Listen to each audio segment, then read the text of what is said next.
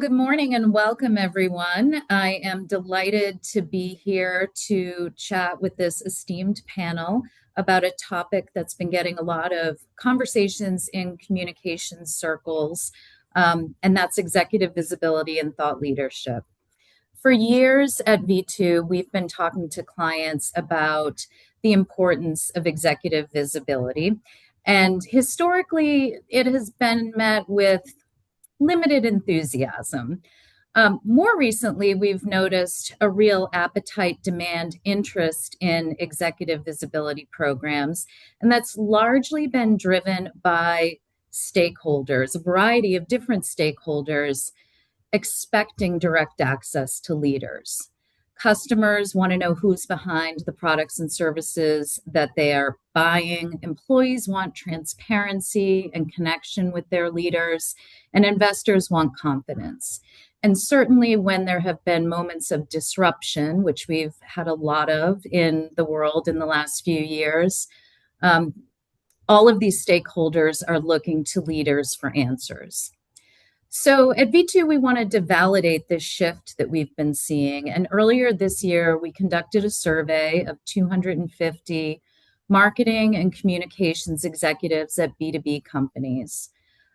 More than half reported that their executive leaders, CEOs in particular, have become more engaged, more willing to dedicate time to executive visibility over the last year.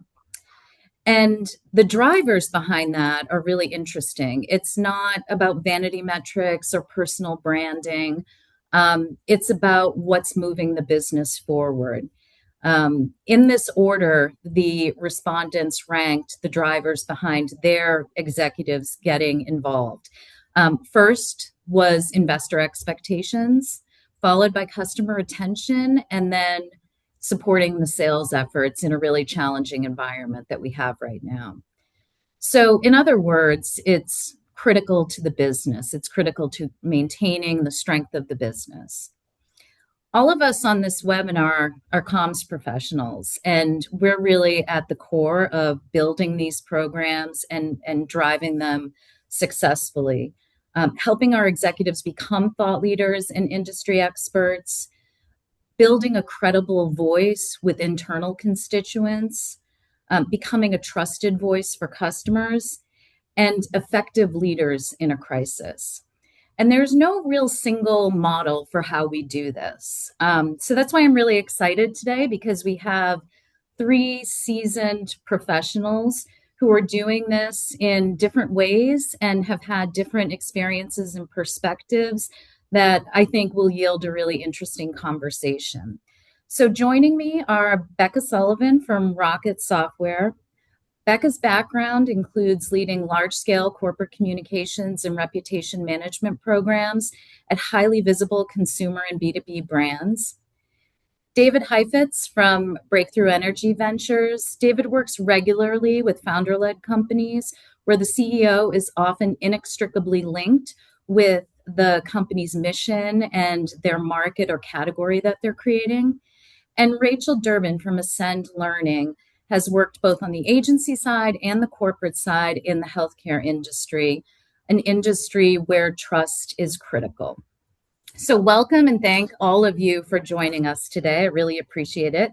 I'd love to open the discussion with a question for all of you to share a little bit about how you've experienced this evolution around executive visibility from a brands and comms initiative to a critical business function in your organizations.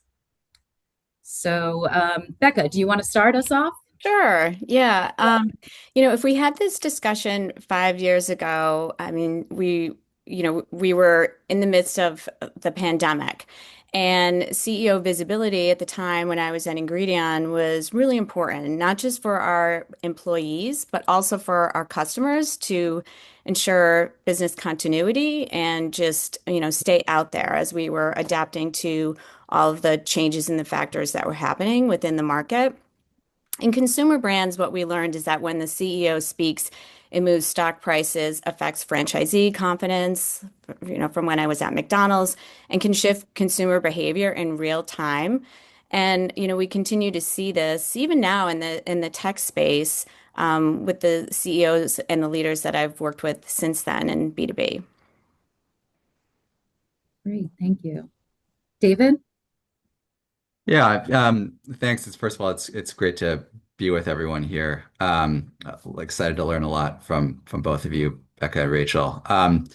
My background's in political communications. Before I joined Breakthrough, I was a speechwriter, worked in government on campaigns, primarily for candidates, and so um, that work is really centered on executive communications, and there's no other type of communications. Mhm. You've got one person who is representing the values, the brand, the issues of what it's all about.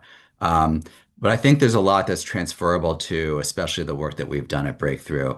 Um, when you are a founder of a new company, you are asking other people to make a bet on you, to trust in you. There might be, and with us, there is always technical due diligence, evaluation of what the prospects are for the actual business. But so often, that this company is going to face unforeseen challenges in the future, and you are making a calculation about whether this person is going to be able to adapt and build the team that's going to be able to adapt and meet those challenges moving forward. And so beyond the business model or strategy or the technology that you have is an understanding of who is the person that's leading the ship, and are you able to build trust in them to steer through the stormy waters to come, and they're going to come. Similarly, in politics, we hear politicians making a lot of promises, talking about what they want to do. But at its core, I think voters intuitively understand that you are going to be facing unforeseen challenges when you're in office. And so ultimately, do you have trust that they are going to carry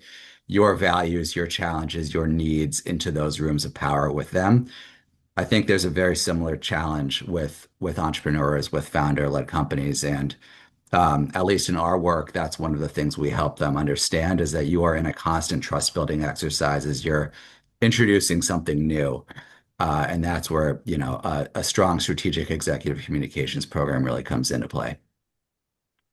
That's great. I think the parallels with your political background are really interesting because we are entering this new world with a lot of our CEOs who have not really thought about themselves as the product or the brand as it relates to the overarching uh, business building. Rachel? Yeah, I would just add that I'm on the private side right now, so in-house at a private company, but just as CEOs transition, I think, again, back to David's point of like building trust, but also just like establishing relationship and establishing a reputation and building your brand as the leader of the organization, I think has become more and more important over time. So just like working with those executives to make sure that their tone is right and that they're saying the right things and that you understand the things that are important to them so they can show up authentically, both with employees and customers and to the market. Mhm. That's great. I guess building off of that, thinking about the organizations that you're in or that you touch, David, at Breakthrough. We at V2 have often talked about these programs as CEO as brand, and whether that is a vernacular that you use or conceptually you're thinking about building these programs, these executive visibility programs, and creating thought leadership platforms. Um, what does it mean in your environments today? And what, if anything, has changed over the last year, say, in terms of how this maybe has become a priority or some different way of working with your executive teams? Um, Anyone have some thoughts there? I can start. Great. I think because we had a new CEO over the last 12, 15 months, it's been really important to us to like work on her brand. Bringing her in, she brought a new level of expertise in healthcare. So making sure we're establishing credibility for her, but also it's a pretty big change for our people, right? We had a CEO that was in place for 9 years. And so he had really established his reputation with the organization and with the employees and with customers. And so just bringing her in and thinking about like, who is she? What does she want to stand for?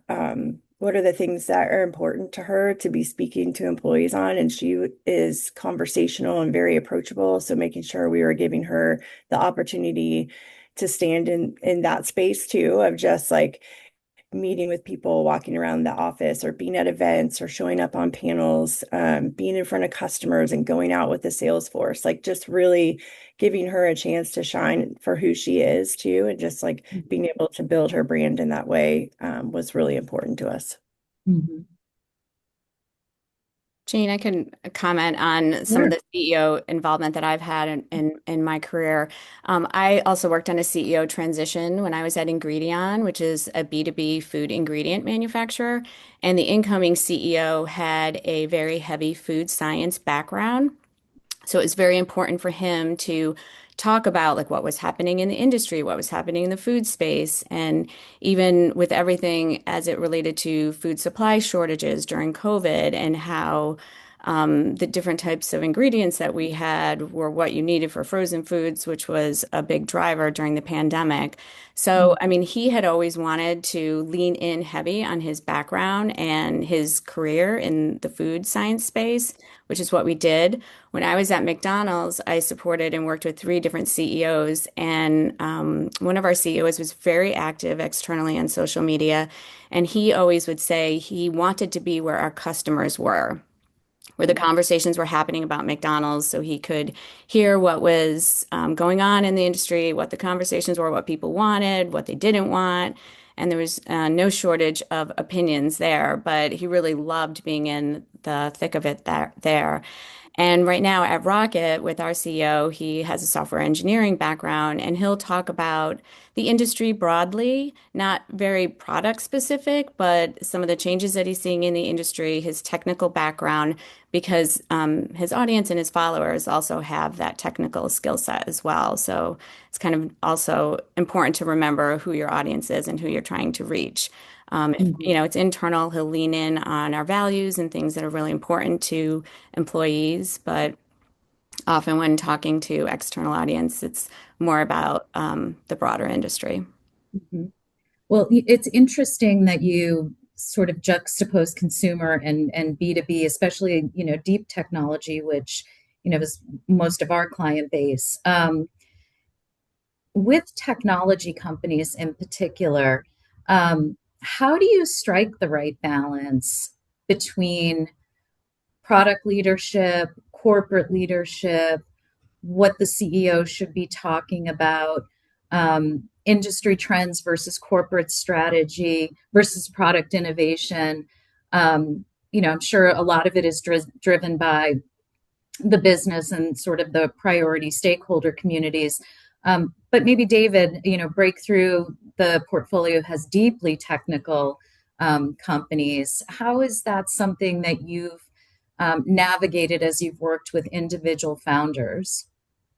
Yeah, it's a great question, Gene. I think just to start, and you spoke to this, you have to have a clear understanding of what it is that you're trying to accomplish, right? What are your goals? What is the reason that not just we exist as a company, but we are trying to speak publicly? What is your message? What are your core values, et cetera? That's the foundation upon which any individual opportunity sits and determines, am I here to talk about the broader industry? Am I here to talk about my technology? Am I talking about the challenges, opportunities that we're seeing as a company, right? You can't start to answer those questions if you don't know the broader context, but also aren't clear on what are the results that we're driving toward this month, this quarter, this year, et cetera. Mhm. That really determines it. Uh, the other thing I would say is just that, um, uh, people don't, if you're introducing something new, you're asking someone to take a leap of faith and imagine a Mhm. future that is different than the present that they exist in. Mhm. And so, um, It's not enough, especially I think in this moment where there's a lot of disillusionment around technology. This Hmm. idea of we were promised flying cars, we got, 140 characters, whatever. Um, uh, the onus is on companies and on the leaders of those companies to help people understand where you're trying to take them, you know? Hmm. And importantly, to remind people that there are individuals on the other side of that corporate brand. Hmm. I think we're being reminded that people like people and people want to hear Yeah. from people. Hmm. Um, and especially in this moment where I think a lot of folks feel disconnected, it's harder to build community. There's a lot of conversation around loneliness, et cetera. Um, this opportunity and this need obligation for corporate leaders to make that connection personally and help people see the future that they're building and can be a part of is just critical. Hmm. Um, Rachel, your CEO is a physician. How does and I know she's very compelling, having met her and worked with her, but can you talk a little bit about how you balance, like David said, telling a story that people can understand and conveying a vision um, for an executive who has been scientifically focused? Yeah, I think her experience is also unique in the sense that she is very technical and medical and has that MD, but also has been an entrepreneur. And Hmm. so I think marrying the two of those things when we have her meeting with customers, and letting her kind of talk about her understanding of what they're dealing with and what they're facing, whether it be workforce challenges, in retaining people in the workforce for the healthcare world or Hmm. at schools, making sure we're getting the right students in and helping them move through the programs so that we can get great people into the market to hold those jobs, right? And I think she has a unique perspective on that. So, like, really leaning into that unique perspective and allowing her to kind of tell her own story, but also she understands where they're coming from and what some of the pain points are. She's also a really great listener and connects dots really fast. And so putting her in the seat of like asking a lot of questions to customers and like hearing and then helping the teams connect, going out on sales calls and just listening, right? So just letting her use her expertise and using that as kind of a superpower for her because she can relate both from the entrepreneur side and understanding what it takes to build a business, but also from the medical side and like her unique expertise and experience on the technical side. So kind of marrying those two and putting her in the position to listen and then really talk their talk, I guess. Hmm. Yeah. Yeah, that's great. Um, So we have a question from an audience member, and I neglected to say at the top of the call for anyone joining us, if you have questions, you can put them into the Q&A feature. Um, I will let the panel tackle this. In a culture that increasingly trusts individuals more than institutions, how do you make sure CEO visibility strengthens the organization rather than making the story overly dependent on one person?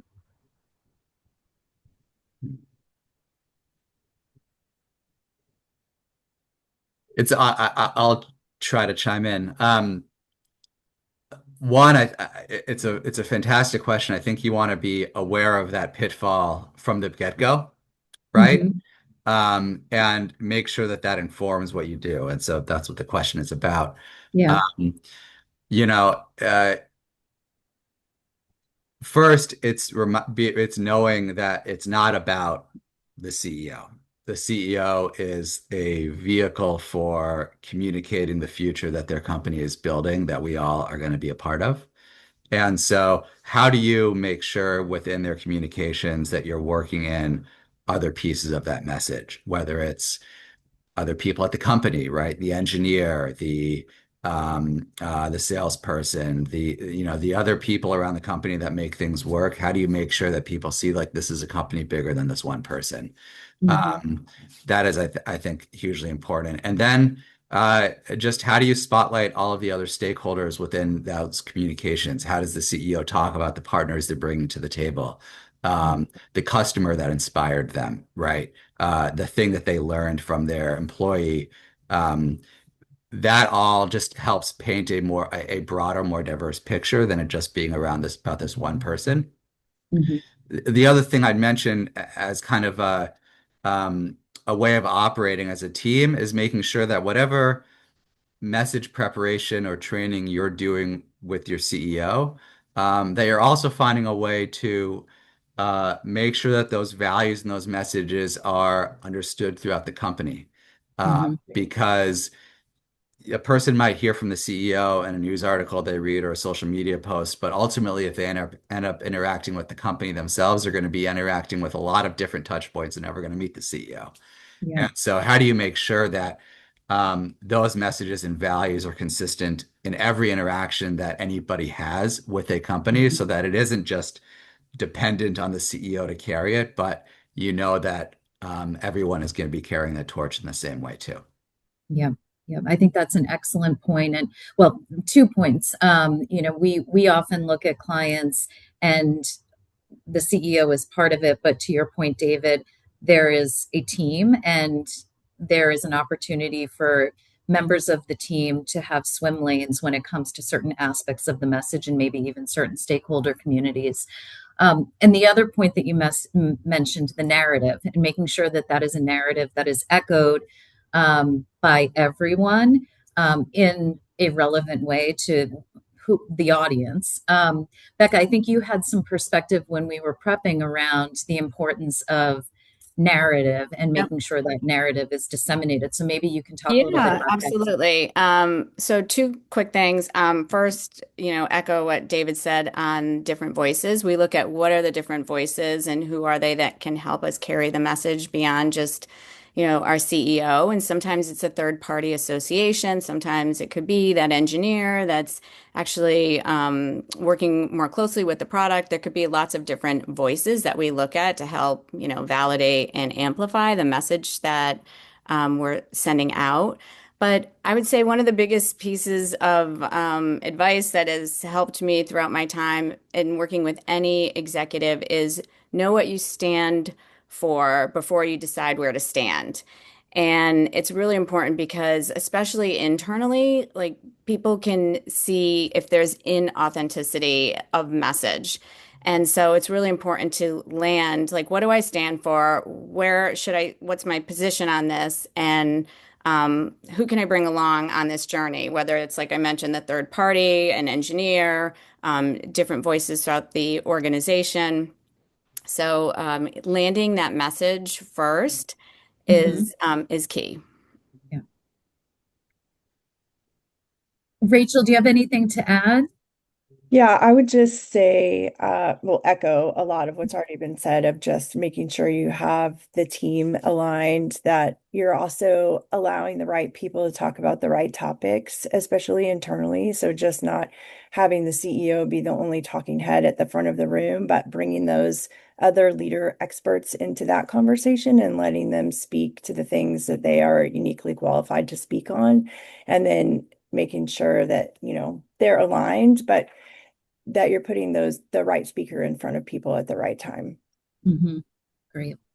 So we have another question that touches on a topic that came out of our survey and that we all plan to discuss today, and that's around the importance of your internal stakeholders, your employees.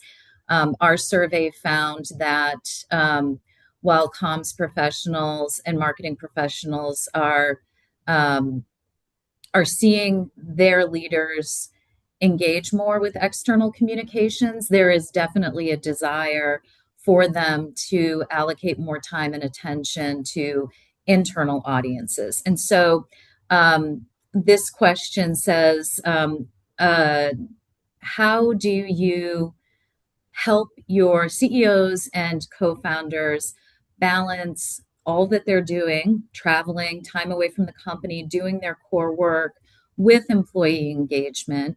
And this person is at a smaller size company, And the company is really feeling the absence of the co-founders when they're doing nonstop travel. I can, speak from my perspective. We make it internal communications very much a priority at Rocket, especially because we're a remote first company. So we have a, calendar built out a year in advance of what all those touch points are going to be for our employees. And when I was at Ingredion during the pandemic, we actually even increased internal communications because we wanted to make sure that our executives were visible. And what we've come to find out is that no communication strategy can fix the CEO who's polished externally but absent internally. So, because your employees are going to be the least forgiving, and they're going to know, they know as much about your business and your brand, and they'll recognize any absences and, things like that. So, communicating to your employees and, walking that walk is something that I make it my job to make sure that they're educated and informed. And even if it's like sharing some survey feedback after, internal town halls and showing them how, this is what employees really like. This is really working. This is what we're thinking we could do next time. This is how we can address these comments. Like, in showing them that their time that they're spending to travel to these events or to participate in them is working and it's making a difference and it's resonating with employees. That I feel like is my job to educate on that piece to show them how we need to, move them along into making this a priority. I Great. Anyone also, else? I was just going to say, I'm also really passionate about employee engagement and internal comms. I think it's really critical in terms of, especially just having a strong brand and building those brand ambassadors, right? Because they're going to be the ones out talking about your business and who you are and building additional relationships. So I would echo what Becca's saying around like being very intentional about your calendar and your touch points for the year.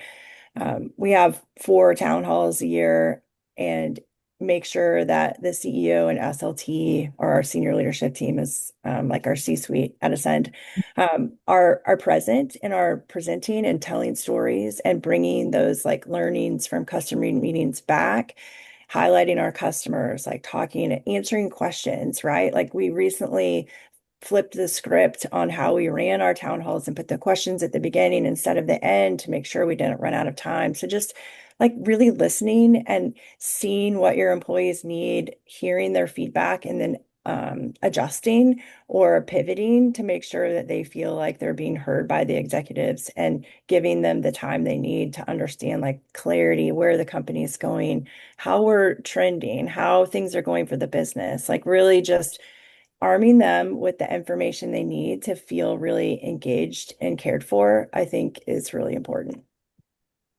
Great. David, anything you'd add?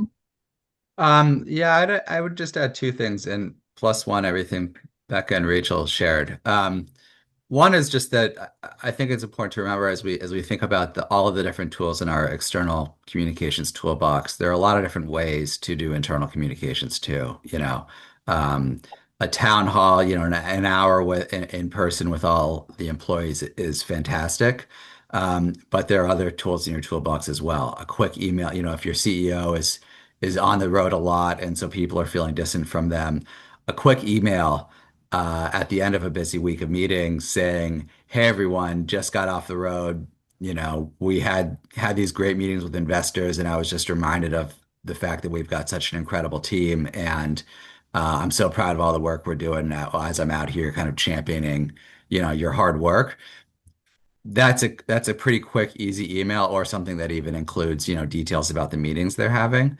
Mhm. That doesn't take a huge amount of work, but makes people feel seen, and more importantly, makes people feel like, oh, they're a part of the work, right? I think everyone understands that everyone on the team has a different role and are super excited to play that role if they feel like they're all a part of what the team's trying to accomplish. But if it feels like one person's kind of out there doing their thing while everyone else is sitting tight, disconnected, then that becomes a lot harder. And so, Mhm. if we stay true to the goal, which is maintaining connection, fidelity to what we're trying to accomplish, um, feeling like their work is seen and appreciated. There are a lot of ways to accomplish that, and not all of them are heavy lift. Um, Hmm. the second thing I would just say is, it's really important to stay close to team leaders below the CEO, to employees themselves to try to really understand what are the needs and how can other people across the organization meet those needs beyond the CEO. Hmm. Because as important as internal executive communications is, and no bigger champion than this group here, um, I think we also need to be mindful of creating dependence on hearing something from the CEO that frankly your immediate manager should be able to share, or even asking the question, is it really disconnection from the executive or is it disconnection from my fellow coworkers? If you are in a remote only organization, you might want to hear from your executive briefly, but really what you need is more connection with the other people doing the work, your peers in other cities and other areas. And so how do you create opportunities for that kind of Hmm. information sharing? Um, we think about internal communications, it's meeting a whole host of needs from executive authority and direction setting to just the human need to feel a part of something, be in community, be connected to other people. And Hmm. so there are a lot of different ways to meet those needs, and we have to remember that our toolbox is vast. Yeah. Well, speaking of toolbox, we have another question that touches on that. So we've talked about the importance of really understanding your stakeholder communities, um, who they are, why they're important, the narrative, and making sure that there is a consistent narrative. This question from someone in the audience asks about putting together the pieces of the communications strategy. So, how do you determine um, what the outbound channels for this executive visibility campaign ought to be? PR, public appearances, different forms of communication. Um, can you all talk a little bit about how you sort of put your recipe together when you think about this goal that you have? I'm happy to start. I would say we look across our like owned, earned, and paid channels and decide, where we're going to insert our voice, where our executive is most comfortable, what their schedule looks like for conferences that they might want to attend, what internal events we know and moments in time. Perhaps it's a press announcement or something that we're working on with a partner where they need to be, who are the different voices, and really just almost map it out in a chart of, here are audiences. If we have investor visits, employee communications, what are we call them tentpole events? Like, what are the moments in Mhm. time that we know that are existing? What's the always on activity that we're going to be marching toward? And who are the other voices that can help with that surround sound of, and amplifying our message? Mhm. So, I don't know if that helps, but that's kind Yeah. of how we sort of look at it. And one of the big things is, actually this morning I was getting my 2027 planning holds for my calendar. So really building in that time so you're not so flat-footed and can spend the time needed to map Mhm. out the year well in advance.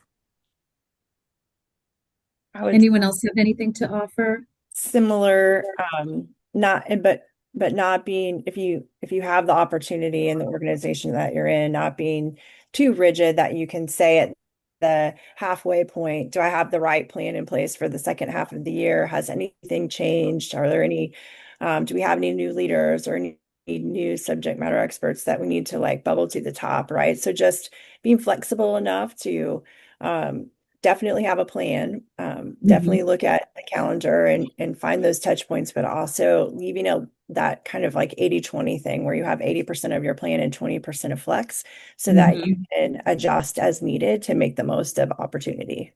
Mhm.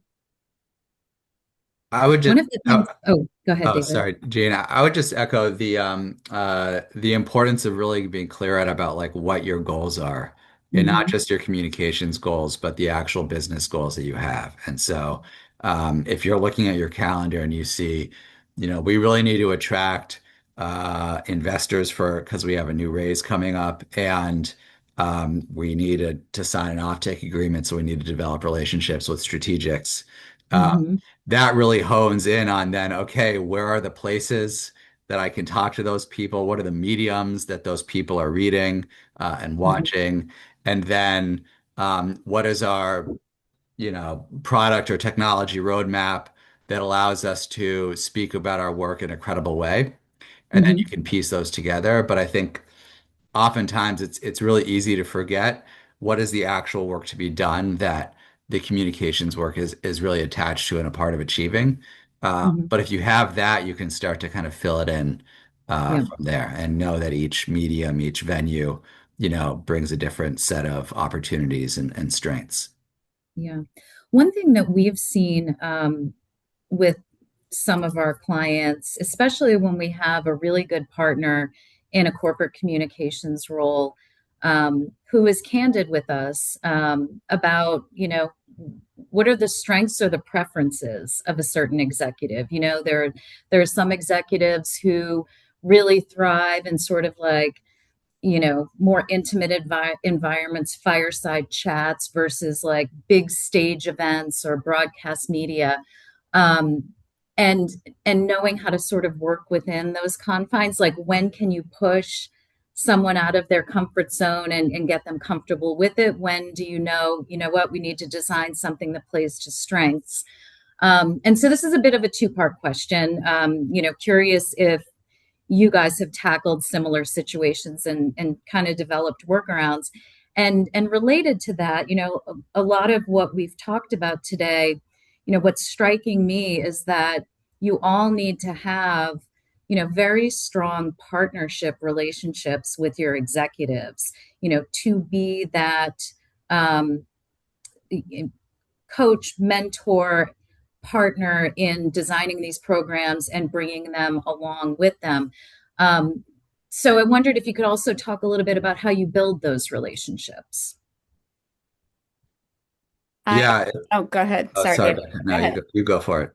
Oh, no, I was just going to say, having worked with, like I mentioned, three different CEOs at McDonald's and CEO transition and my current CEO, and the upfront when you're meeting that individual, it comes down to me is style. How do Mm-hmm. they want to hear from me? What do you want to know first? I had one executive that I worked with wanted, I always lead with the headline first, but he always wanted the bad news first. Mm-hmm. So, is it an email thing? Do you just want bullets? Do you want like a whole background? Or like sort of just want to prepare them so that whatever that situation is, they're comfortable in. And one of the things I learned really early on working at consumer brands is you train for pressure, not for comfort. So you prepare for any situation possible and, just so that the executive feels that they're well prepared, have a good command of like what's going to happen, and walk away with some good feedback and success. Mm-hmm.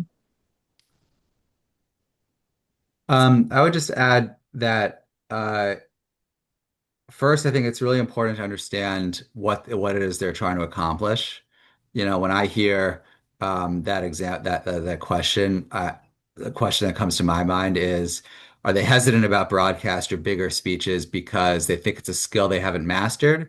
Or does the idea lack buy-in? Do they not think Mm-hmm. that it's worth it or connected to what they're trying to accomplish? And so, if you're able to differentiate between those two, then you can actually start to build a game plan for how to take it on. If it's because they're not confident in that setting, then there are practice, training, ways to strengthen their skills, Mm-hmm. put them in front of low risk, opportunities so that they can get used to it and really build themselves up. That's a totally different thing than, look, I think I'd probably be amazing at it, but I just don't think there's any reason why I need to go on broadcast TV given what it is we're trying to accomplish as a company. And then Mm-hmm. the job is, how do you build trust so that they understand that you get what it is they're trying to accomplish, and that when you bring an opportunity to them, it's going to be something that is tied intimately with to their business goals and their challenges and the hurdles they're trying to overcome. And Hmm. that's a totally different thing. And so in that scenario, you really stick with what it is they immediately want to do because you're in a trust building exercise with them. You are trying to show that you can deliver what they want, that you see it. The more time that you take with them, the more you're going to understand what they're all about. The more that relationship is going to be built. But again, those are two very different paths. Obviously, building trust and building a relationship on trust is foundational, and doing the practice and skill building is critical to anything you do with them. Hmm. But being able to differentiate what is at play and which opportunity and what you're playing for um, feels pretty important, especially, as I think about the companies that we work with, a lot of founders. Some of them are great at communicating, some of them aren't. Some of them don't think communication is important, some of them do. Those different, quadrants don't always map onto each other well or intuitively. And so, you need to be able to know what you're working with. Hmm. Great. Rachel, anything to add? I would just say, like, make sure you're asking a lot of questions and Hmm. like really good open-ended questions so that you can hear their perspective. I think understanding like why they feel the way they do about something or why they believe something may be coming from somewhere else. And maybe you can help change their perspective, and maybe you can't, but just being willing to ask the questions, listen closely, get them feedback when they need feedback, or to Becca's point, like how do they like to be communicated with? What level of detail? I mean, some people want three headlines, one question, and the answer. Hmm. Or other people need more, right? So just delivering the information and the opportunity to them in the format that makes the most sense to them so that you're building that trust. But I agree with everything that David and Becca said too. Great. I'd be remiss if I didn't ask the big question, which is how do you counsel CEOs to decide if and when to weigh in on a societal, a political, a global event, whether they should engage publicly? We've built kind of a filter system for that. So like if it is something that aligns with healthcare, if it aligns with our values, if it is, it's just sort of like a list of questions that we might go through. Is it something that we need to speak publicly on? Often it's a no, but do we need to address it with our employees or answer questions from our employees? So I think it's just having that framework of like what's important to your organization, where are you like uniquely positioned to understand the topic? Generally, we won't just go out and talk about any topic, right? But if it's within healthcare and it's nursing and it's aligned to our public affairs principles, then we would speak about it, kind of downshifting as an example. Yeah, it's great to have a, a documented filter in place and process versus just flying by the seat of your pants every time something comes up. Right. And everyone wants you to speak on everything, right? And Yeah, so you do have to kind of make those decisions that are right for your yeah. organization. I've operated in the framework approach as well that Rachel was just describing. So we would look at, does this issue intersect with how we operate, who we employ, what we make? If yes, we felt, perhaps we had a standing to speak, like we would look at, especially being at a large consumer brand, like what's the volume of incoming inquiries on something like this? Or like what's Mhm. the conversation that's happening, but really asking those questions because what we learned is silence is a strategy. And used well, it protects your credibility, and used poorly, it can become the story. So sometimes staying silent was the right thing to do. And sometimes, if it answers those questions that you have about your business, your employees, and the products that you make, then you have the grounding to say something. David, anything you'd add? Completely agree with what Becca and Rachel said, there has to be some kind of filter that answers the question of, does it make sense for us to be Hmm. a part of that or to say something about it? Um, uh, I would add two things on this question of kind of, if it even if it doesn't touch our immediate issue area of our work, whether it's healthcare or one of our products, but it touches our values, who we are as a company. I think there are ways to communicate about those values that aren't grabbing the third rail of whatever, is happening, but is making clear like where do we stand or who we are, how are we going to continue to operate as an organization without criticizing or speaking out about something about a current event. And I think that's like a really important distinction. I've seen Hmm. more companies do right than recently. Um, but I think, a kind of like underlying message here for all of us is that it's been a huge mistake for a lot of companies um, to like do what is to respond to the loudest voice that is pushing them to speak out in some way. Hmm. It ultimately hurts credibility, diminishes trust with a broad set of population. Um, and I would add, coming from the political world where where I was trying to convince companies to say more about whatever it was, the issue that I was working on. Um, I think ultimately it like doesn't do justice to the importance of whatever it is, the work that a company is a part of. If you Hmm. take seriously that we as an organization have important work to do, we are making a contribution to the world, it is important that we succeed as a company, then um, you should be really hesitant to do things that are going to make that work harder Hmm. and that are going to be create a distraction for that work. And if ultimately you think that it's more important to be speaking out or being a part of the political conversation in some way than the work that your organization is trying to accomplish, then, I'll be the first person to suggest ways to get involved in the political system. Um, but I think we have to take seriously whether you're a for-profit company or even a nonprofit advocacy group, because organizations have really struggled with this too, getting outside of their lane on issues. You have to take seriously like what it is you are about and trying to accomplish, and that is important too, and that there's a real trade-off and potential cost that um, at play if you're out there. Great. So we're coming up on the top of the hour, and I have one question for each panelist that I'd like to ask, but I'm also going to give you the opportunity to pass on the question if there is something that you feel like we didn't cover in this whole conversation and really want to share. So, Becca, I'll start with you.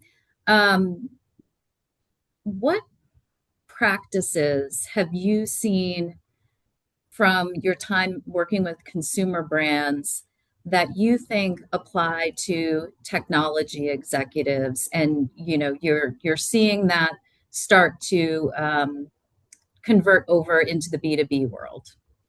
Yeah, absolutely. I would say first is message architecture before amplification. In consumer, you don't want to build CEO visibility until you know exactly what the executive stands for and the themes you want the market to associate with them. So having that message architecture before you want to amplify is very important. I touched on this a little bit before, but I think it is also, especially in the tech space, important to make sure that your executive is prepared. I know in the tech space, it's a lot of friendlies and things like that. And like I said, we try to prepare for any scenario. So if there's something brewing in the industry, another topic that maybe your company is not associated with, but because it's the CEO, they could get asked about, just making sure that they're prepared even for the friendliest of interviews, because I feel that that rigor is very important.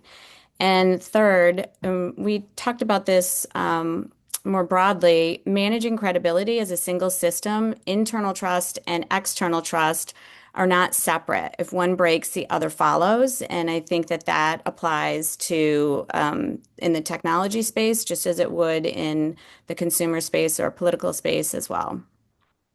So Thank you. those That's would be my great. three things. That's great. Thank you. Rachel, you've advised a lot of executives throughout your career. What do you think distinguishes leaders who become effective thought leaders from those who never quite find their voice? It's a great question. I think those who stay authentic to who they are and don't try to communicate in a way that's like the new thing or the biggest fad or just trying to mirror somebody else because they thought they did a great job. But I think those people who stay very authentic to who they are and deliver messages that they're very like comfortable in the way that they're delivering them. So maybe understanding the audience, right, and delivering it in a way that they can understand, but also staying authentic to who they are. I think those people build the most trust and credibility with internal and external stakeholders, and they're just more comfortable in their own skin, right? So that Mhm. it feels like they're speaking truth. And so just encouraging them not to try to be a bigger personality than they are if they're introverted, or not try to be too calm if they're extroverted, but kind of letting them be themselves Mhm. and deliver those messages in their own way. That's great. Thank you. And David, many of Breakthrough's portfolio companies are creating new markets. They're doing things that have never been done before. What role should the CEO play in educating policymakers, investors, customers on how to embrace these technologies that may not be widely understood or easy to understand? Yeah, it's a great question. Simply, I think that they have to be central to that work. Uh, but m- Most important, if they're going to be central to that work, they really have to respect what the challenge of helping people embrace something new is really about. Um, Mhm. in most of our cases, our companies are developing products uh, that are within industries that already are well built out. There are already incumbent technologies. These are already industries with developed supply chains, with companies and customers that know what they want and where to get it. And so you are trying to ask people to give up the certainty uh, Mhm. of what they know for something they don't know.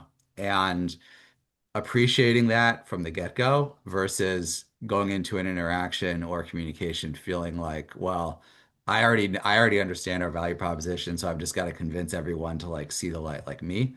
I think the first you have to respect the challenge of helping people step into something new. And then central to that is, I spoke about a little bit before, being clear on what is the world that you're trying to build, and what is it going to mean for the person that you're talking to? You know, if you are delivering a more reliable grid, that's a nice headline, but what is that going to mean for a business owner, an investor, a policymaker, et cetera? How is it going to touch their lives? Um, how do you lean on the people in your organization, the technologies you've developed to give credibility to your message?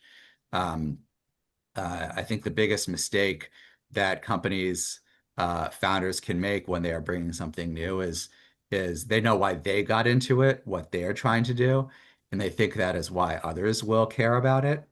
Um, Mhm. but not everyone's a first adopter. Not everyone is the founder who wrote the gospel themselves, and so you need to go into it with an appreciation for how do you move people through change and what is the Mhm. challenge inherent to that, because that's really what the work is.